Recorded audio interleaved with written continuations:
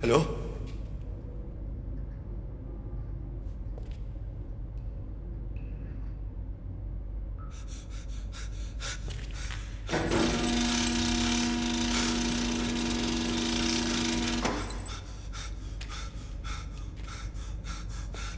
Hør! Og du har fat i den forkerte, okay? Hey!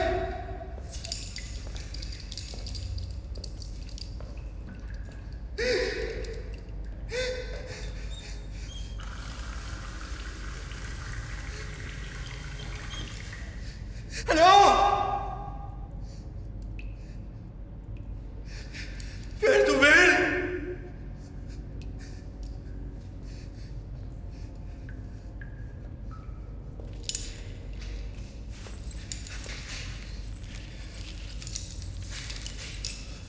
Hey.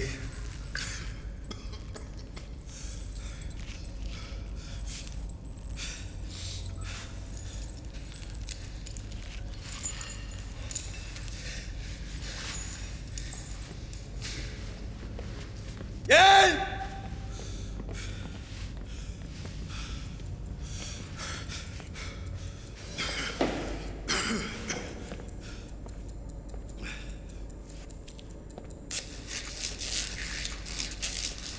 Hvad fuck er det, du vil?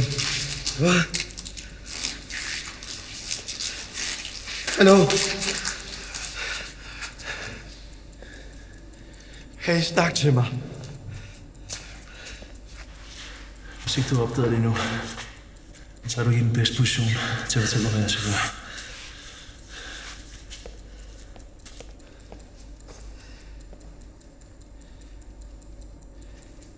Når det så er sagt, så kan det her forløb så overraskende lidt for os begge to. Jeg forstår ikke, hvad der foregår. Det er egentlig meget simpelt. Lad os bruge navnet på din chef. Jo hurtigt du fortæller mig det, jo mindre kommer du til at lide. Du gjorde mig lige bange til et øjeblik. Ibrahim El Hussein. Født på Bispebjerg Hospital, 1978, opvokset på Nørrebro. 3 søskende, og går I måske hver fredag. Det er ikke mig. Det er en, der går i moskeen. Hvad? Prøv lige at se på mig. Du har fat i den forkerte. Jeg er en helt almindelig grønhandler. Jeg har ikke nogen chef. Jeg svæver, mand. Er det ikke dig på billedet her?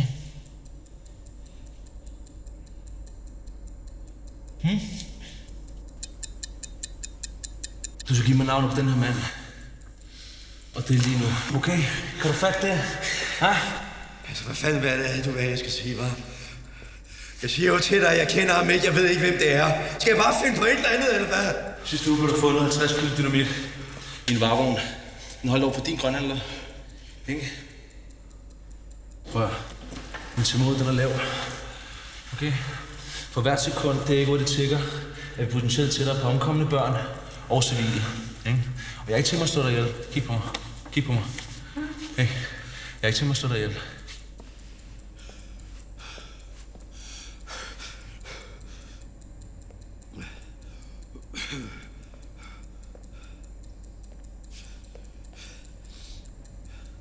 Kan du sige noget? Hey. Kan du sige noget? Jeg giver nu et mere. Du kan vælge at snakke, eller du kan vælge en kropsdel. Og det er ulovligt, det du gør der, okay? Skal være et øje? Ja, skal være et øje? Et øre? Du er fucking racist. Du kommer i fængsel for det her, mand. Jeg er hverken racist eller kommende fængselsfange. Jeg er patriot. Og lige nu, der sidder du med nøglen til min hjælp. Så hvad bliver det til? Ha? Skal det være saksen? Skal det være kniven? Eller alternativt hammeren? Du vil ikke have mig til at vælge. Jeg kommer ikke til at mærke smerten på din krop. Og jeg siger til dig, jeg ved ikke en skid, mand. Og det gør du tydeligvis heller ikke. Nu er det fandme nok. Jeg skal bruge navnet på din chef. Eller også så ryger begge dine knæskaller. Bagefter er det tæerne, og bagefter er det et øje. Og sådan kan vi blive ved. Er det forstået? Jeg har 2 små piger. Okay? Er du en idiot? Ja. Ikke noget, var. Vil du karakterisere dig selv som indbegrebet idioti? Nej. Måske skulle du lade dig afspejle dit svar. Jeg har alt på dig lige her. Alt. Du har ikke nogen børn. Du har ikke nogen døtre.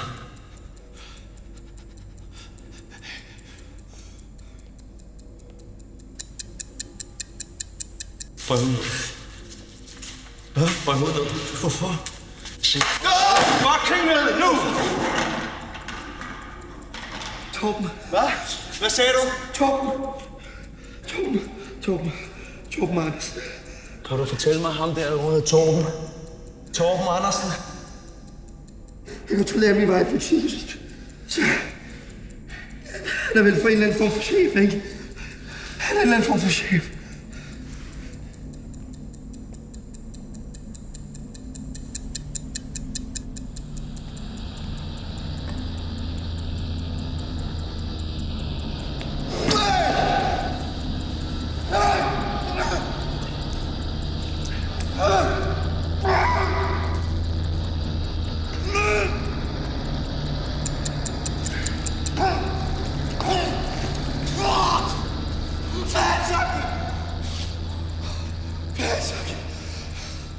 Fatsaki!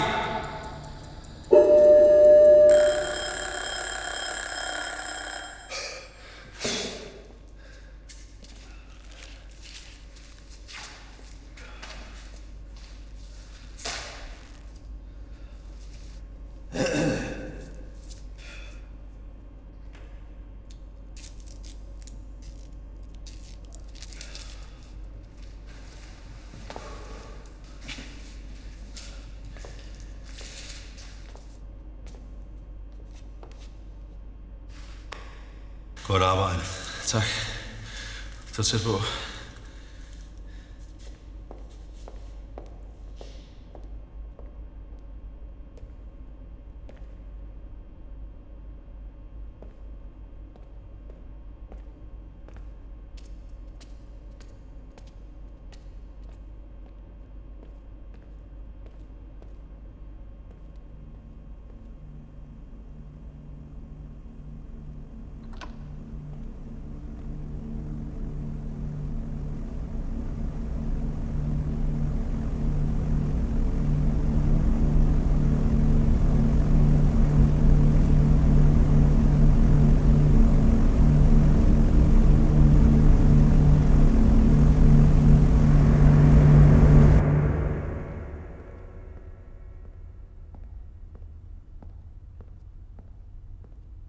Værsgo at sætte dig, Philip.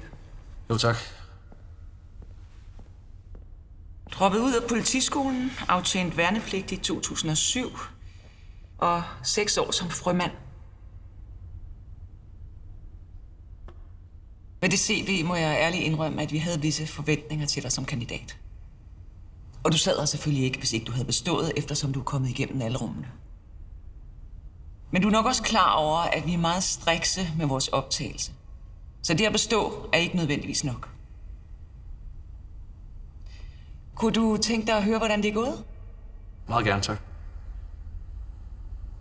Du ligner en mand, der behandler kroppen som et tempel. Men alligevel så var dit kondital i den første prøve ikke særlig prangende. Du kom i mål, men kun med nød og næppe. Det er store sager, vi arbejder med.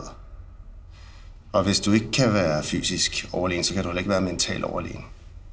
Det er en simpel, men essentiel konkurrence, vi vægter højt. Så jeg kan kun give dig et 4-tal for den fysiske test. Det er modtaget.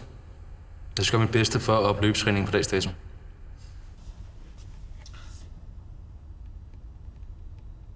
3 minutter og 42 sekunder og 44 millisekunder. Glimrende. Ja, og godt spottet det der med gødning med terroristen. Ja, altså jeg har ikke så meget at tilføje andet end at du har fået 12 i overvågning. Det er rigtig flot klaret. Ja, du har vel forhåbentlig ikke prøvet det her før. Det kan jeg ikke prale af.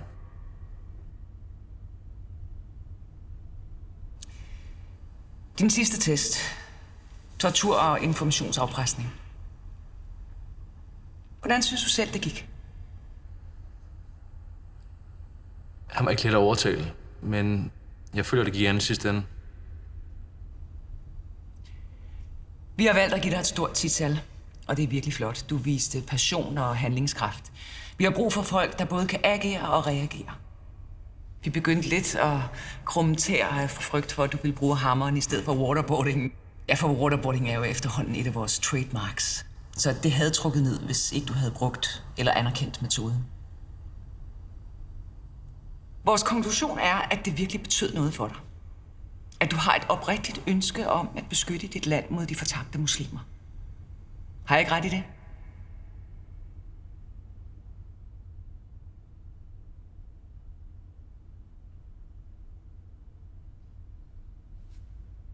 Jeg havde nok valgt at bruge udtrykket fortabte fundamentalister. Bare ikke nær så generaliserende. Undskyld mig, men vi skal jo ikke glemme, hvad der skete i Norge for nogle år tilbage.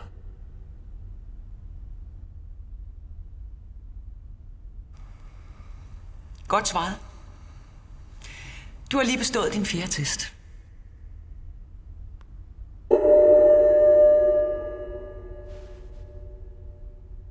Undskyld, 4. test? Mhm.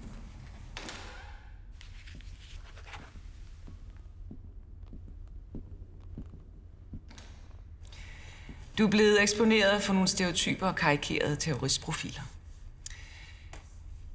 Og ikke en eneste gang har du været generaliserende eller racistisk i din metodik eller retorik. Vi er ikke af den gamle skole, skal du vide. Se på det her.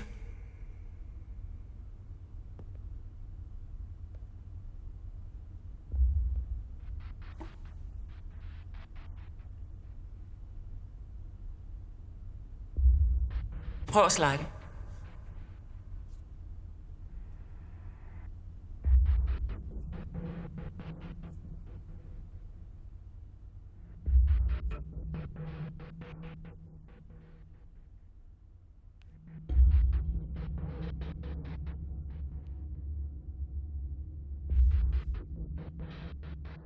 Hvad er det her? Prøver jeg blackmail mig nu, eller hvad er det, der foregår? Nej, selvfølgelig prøver vi ikke at blackmaile dig. Imens du gennemgik din test, der sad vores kollega herinde ved siden af og hackede dig. Nemt og hurtigt fik han sat den her lille pakke sammen. Jeg selv for en mønsterborger som dig. Det kan jeg sgu da ikke, altså I kan Jeg skal ikke bare rode sådan folks privatliv. Altså, Det er en obligatorisk gennemgang, vi foretager på alle vores kandidater. Af sikkerhedsmæssige årsager. De der filer, de bliver slettet om et øjeblik. Denne her anonyme person, som du ikke kan få øjnene fra, det er fremtidens terrorist. De kommer i alle typer og størrelser. Hvis man generaliserer i vores branche, så når man ikke langt. Jeg tror på, at du vil passe godt ind i vores mindset. Jamen, jeg vil gerne lige have... Velkommen til organisationen.